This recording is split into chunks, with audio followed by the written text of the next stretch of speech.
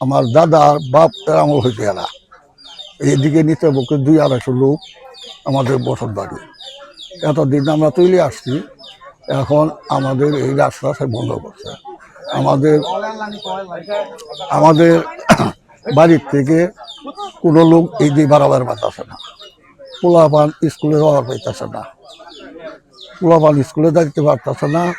রুগী আটটি আছে, এখনো রুগীও নিতে পারি না। আমার বয়স এখন বড় 90, এখন বড় 90। আমার বাবা মরে গেছে, দাদাই মরে গেছে এই রাস্তা দিয়ে।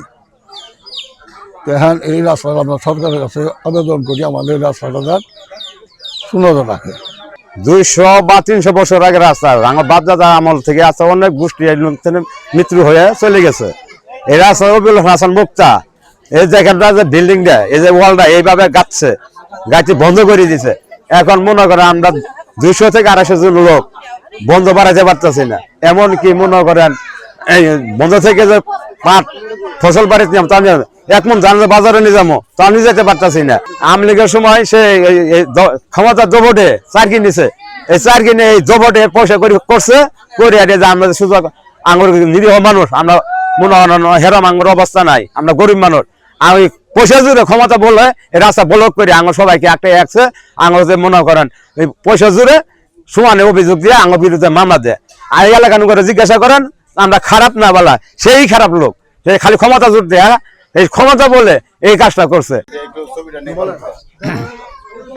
আমাদের এই 100 বছরের রাস্তাগুলো আমরা ছোটকাল থেকে চলাফেরা করছি এবং কি আমাদের পূর্বপুরুষেরা চলাফেরা করে রবিউল হক মুক্তার পয়সার গরমে এবং কি উনি একজন সরকারি চাকরিজীবী।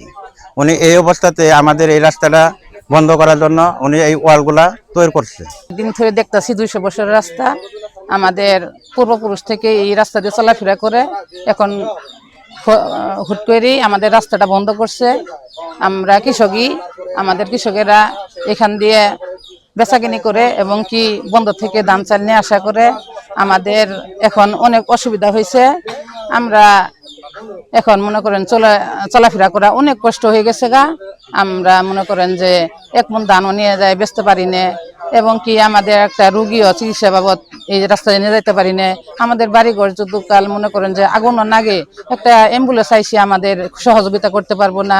আমরা এটাই সরকারের কাছে একটা দাবি জানাই, আমাদের যেন রাস্তাটা ক্লিয়ার করে দেওয়া হয়। স্কুলে যাই কিন্তু রাস্তা বন্ধ করে দেওয়া ফেলে আমরা স্কুলে যেতে পারছি না। আমাদের সামান্য পরীক্ষা, আমরা পরীক্ষা কিভাবে দেবো? আমরা চাই এই রাস্তা আগের মতো করে দেব।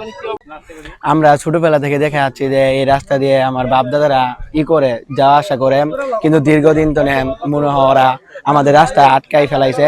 এর কারণে আমরা অনেক পরিবার ওখানে অনেক পরিবারেরা আসতে পারছে না এই রাস্তা দিয়ে।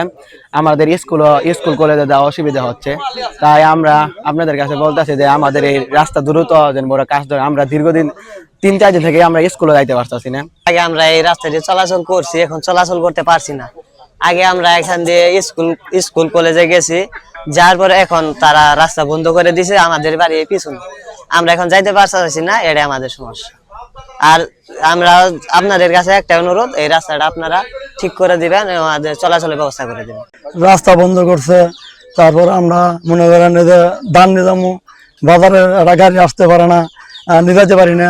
বাজার করা অসুবিধা হয়ে গেছে গা, পোলাপান স্কুলে পর্যন্ত যায় না। তারপর স্টোকে রুগী আছে, আজও একটা স্টোকে পড়ে আসলো, বাসে অ্যাম্বুলেন্স নিয়ে আসা লাগবে, তারপর আল্লাহর মধ্যে ভালো হয়েছে। তারপর আর 5-7 স্টোকে রুগী আছে, এখানে পড়ে আছে, কিন্তু অসুস্থ বেশি ওইখানে আছে। এইরকম আঙের সমস্যা, আঙের দরকার রাস্তা। এটা বাপ দাদার কালান থেকে এই রাস্তা আমরা চলাফেরা করে আসছি। আমার দাদারা চলাফেরা করছে, কেউ কোনো আটকে হয় নাই। এতদিনে আটকে হইতে আটকাইছে।